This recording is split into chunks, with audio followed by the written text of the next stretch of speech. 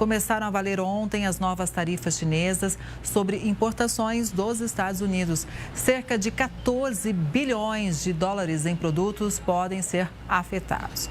Em resposta às taxações norte-americanas, o governo chinês impôs tarifas de 10% para petróleo bruto e 15% para carvão e gás natural liquefeito. Na terça-feira passada, os Estados Unidos aplicaram taxas de 10% em todas as importações da China. Segundo Donald Trump, o país asiático não faz o suficiente para controlar o tráfico de fentanil e outras drogas para os Estados Unidos. Quem chega para fazer uma análise sobre essa guerra comercial entre Estados Unidos e China é o Bruno Pasquarelli, doutor em ciência política e professor da Universidade Federal de Campina Grande. Seja sempre bem-vindo ao Conexão. Boa tarde para você, Bruno. Olha, realmente é uma guerra comercial que a gente ainda não sabe onde vai parar e nem quem ganha e quem perde de fato, não é? Boa tarde, Kelly. Um prazer enorme estar com vocês. A gente sabe quem perde, né? Quem perde é o mundo, né? Porque a gente vê o mundo cada vez mais desintegrado. Porque quando a gente observa uma guerra comercial ocorrer entre duas das maiores superpotências do mundo na economia, isso gera, consequentemente, aumento no produto, né? As cadeias produtivas de valor acabam sendo interrompidas, acaba gerando um processo muito complicado. E isso, no fim das contas, vai trazer a elevação do preço do produto para o consumidor. Esse capítulo das guerras comerciais é interessante, ele nunca parou, né? Ele começa, principalmente a partir de 2008, com a crise econômica, mas ele ganha muita força durante o governo Trump, primeiro governo Trump, ele continua durante o governo Biden, e agora, né, durante o governo Trump, a gente tem realmente um aumento dessas tarifas dos dois lados. Estados Unidos aumenta as tarifas e a China, como medida de retaliação, também aumenta as tarifas em setores que são muito importantes para os Estados Unidos, que é o setor energético e também o setor de maquinário agrícola, que vai trazer consequências para os produtores americanos, principalmente aqueles mais ligados aos republicanos nas áreas mais agrícolas do país. Então isso vai trazer consequências, sim, vai trazer impactos negativos para o mundo como um todo. Sim, você falou muito bem, Bruno, que o mundo perde, ok. Mas em relação à China especificamente e os Estados Unidos, quem perde mais? Eu pergunto porque você acabou de dizer, olha, isso pode trazer impacto interno ali para alguns segmentos nos Estados Unidos. E aí, quando tem elevação de preço, obviamente pode ter o quê? Um descontentamento da população americana, né?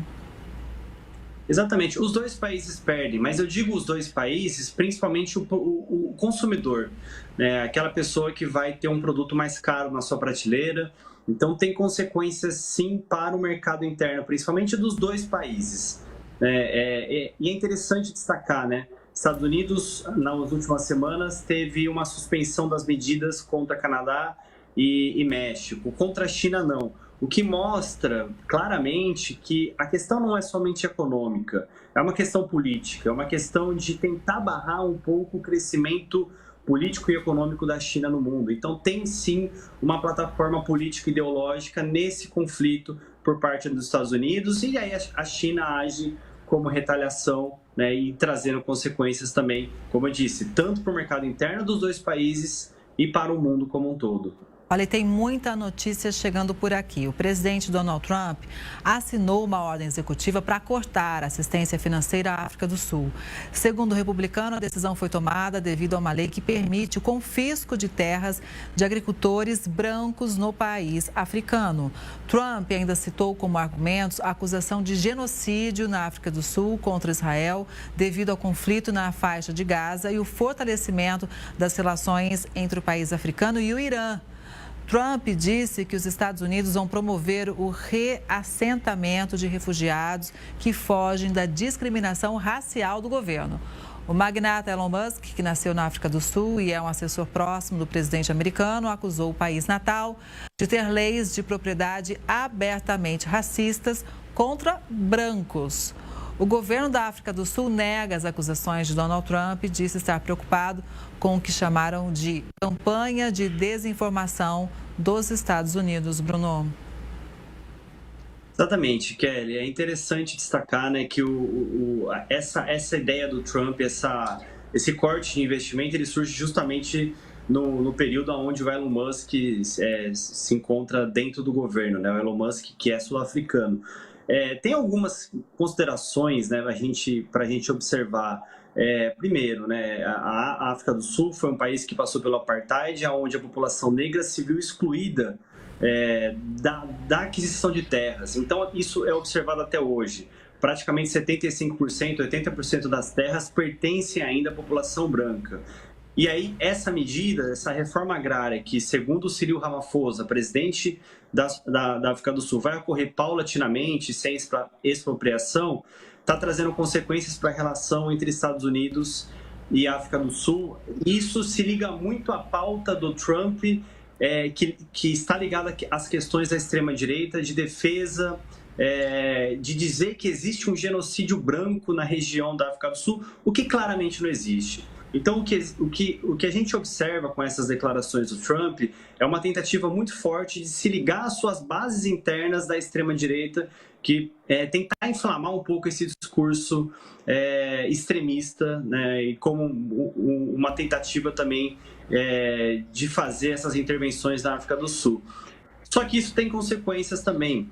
A gente observa a China entrando muito fortemente na África como um todo, no continente africano. E medidas como essas são muito impopulares na África do Sul, na população sul-africana. Então, caso os Estados Unidos queiram entrar mais fortemente no continente africano como um todo, ele precisa repensar esse tipo de atitude, porque caso contrário, a China vai continuar sendo o parceiro mais utilizado por esses países. Bruno, o presidente Donald Trump encarregou Musk de conduzir uma investigação contra agências do governo. Segundo o republicano, durante a auditoria, Musk deve encontrar bilhões de dólares em fraudes e abusos no Pentágono. Na sequência, Trump afirmou que as investigações devem chegar ao Departamento de Educação e depois nas Forças Armadas. Quando questionado se acredita que Musk vai erradicar de maneira justa os gastos desnecessários, Trump afirmou que as empresas do bilionário não estão sendo beneficiadas economicamente pelo governo. Desde que assumiu o Departamento de Eficiência Governamental, Musk já ordenou o fechamento da Agência para Desenvolvimento Internacional dos Estados Unidos, sob alegações de ser uma organização criminosa. Como você avalia, hein, Bruno, essa notícia? Porque, inclusive, na semana passada, a gente até trouxe isso aqui no Conexão, sexta-feira, havia um temor muito grande sobre a invasão da privacidade, a quebra de sigilo de dados, inclusive de funcionários do alto escalão do governo, né? Isso foi amplamente debatido internamente nos Estados Unidos pela imprensa. Exatamente, Kelly. Acho que tem um fator importante a ser destacado, né? Elon Musk, as empresas do Elon Musk que possuem contratos com o governo norte-americano, com o próprio Pentágono, né? Então, será que não haveria um conflito de interesses ao realizar esse tipo de procedimento? Então, essa é uma questão a gente questionar, né? Se realmente não existe esse conflito de interesse, que não necessariamente vai ser benéfico para os Estados Unidos como um todo. Um outro ponto importante é que isso já faz parte de toda a política do Trump de tentar diminuir custos entre os servidores públicos federais.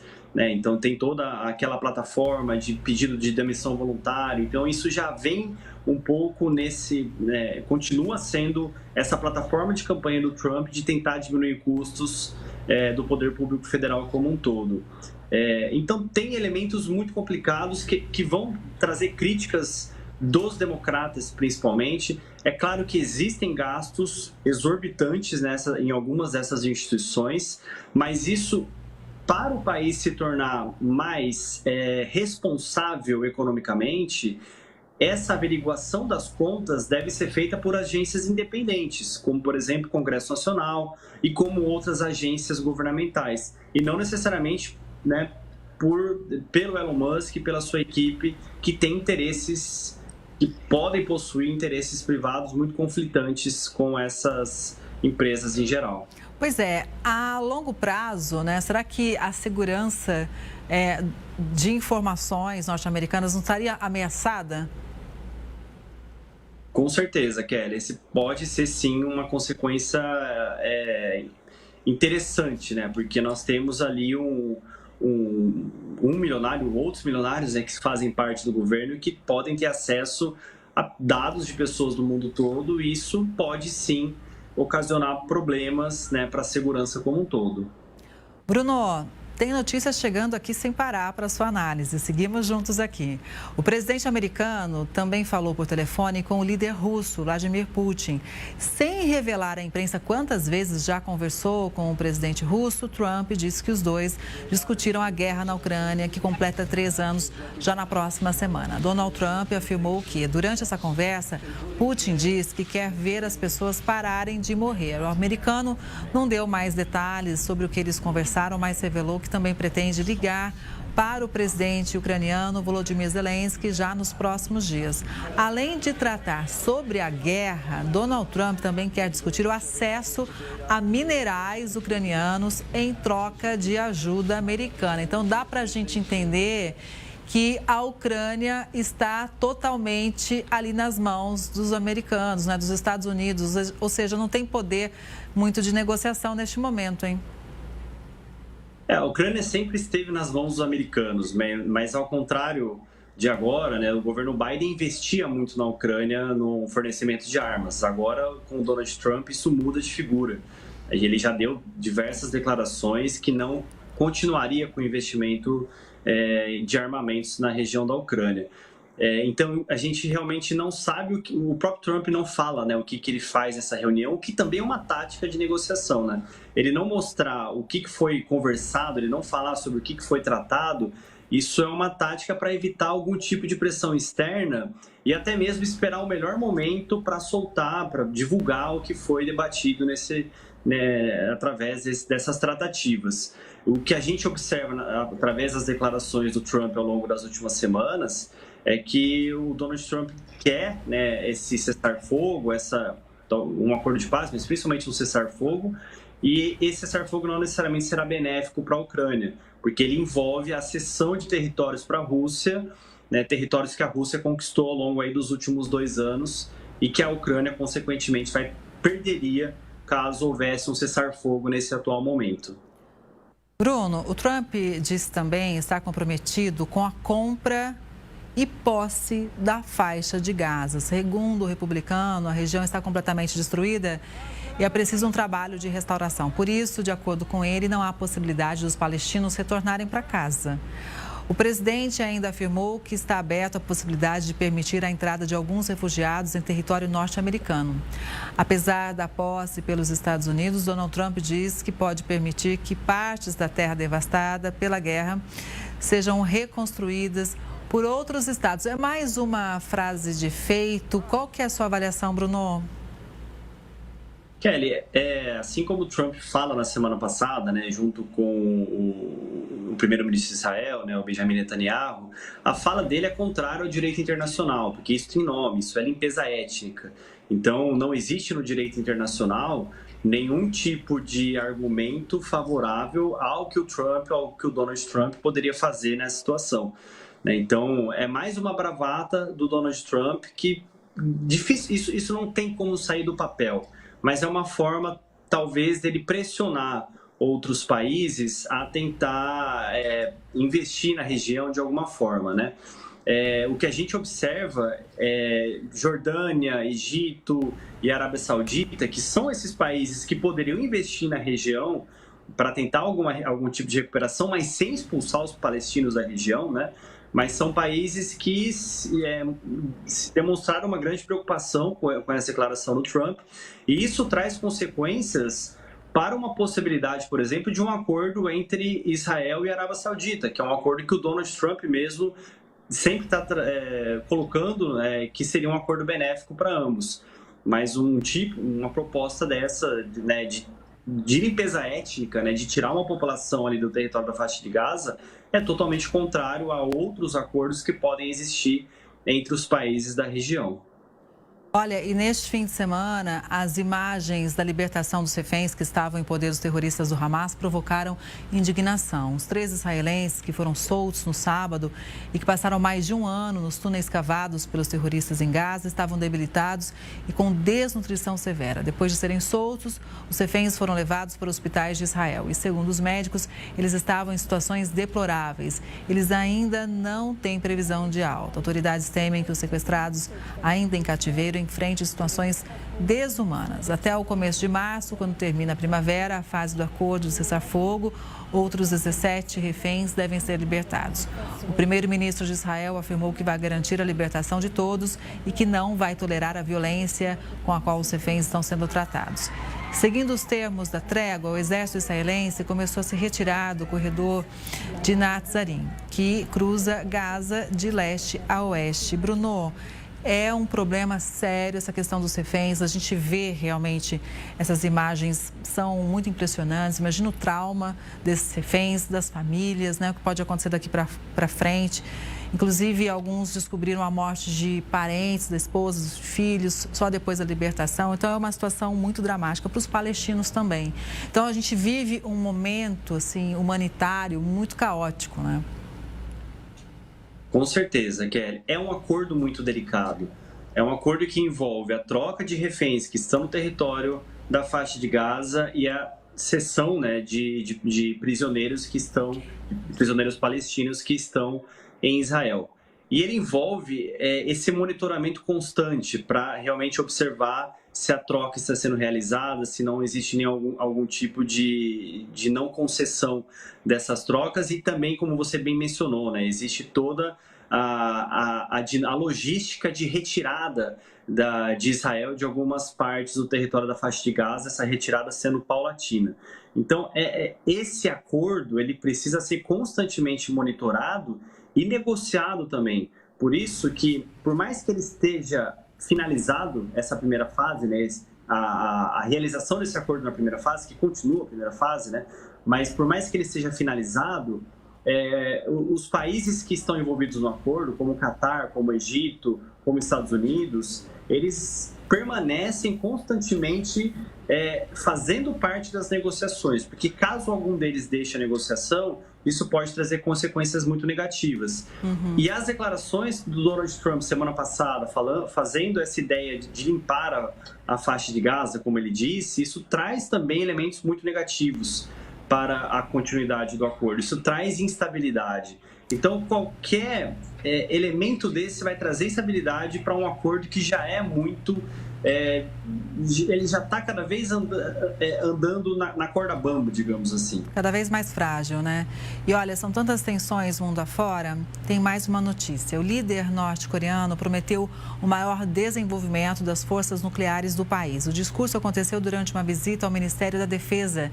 Segundo a mídia estatal norte-coreana, Kim Jong-un destacou que o posicionamento de ativos nucleares estratégicos e a cooperação dos Estados Unidos com o Japão e Coreia do Sul podem provocar um desequilíbrio militar na região. A reportagem também aponta que Kim Jong-un reafirmou a política inabalável de avançar com a produção de materiais nucleares para fortalecimentos das forças do país. Bruno. Exatamente, Kelly. É interessante, né? Quando o Trump ele tem uma boa relação com Kim Jong-un, de certa maneira, né? Então, talvez seja uma maneira até do Kim Jong-un fazer uma pressão para que Donald Trump negocie com Kim Jong-un. Então, isso também é uma forma de persuadir no sentido de tentar algum tipo de negociação.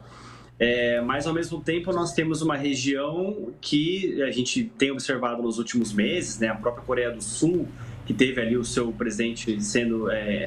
sofrendo impeachment, né? Toda aquela questão da lei marcial da Coreia do Sul e a Coreia do Norte é uma região empolvorosa. Uhum. Nós tivemos também os trens, as ferrovias sendo dinamitadas para não ter nenhum tipo de passagem entre os dois países.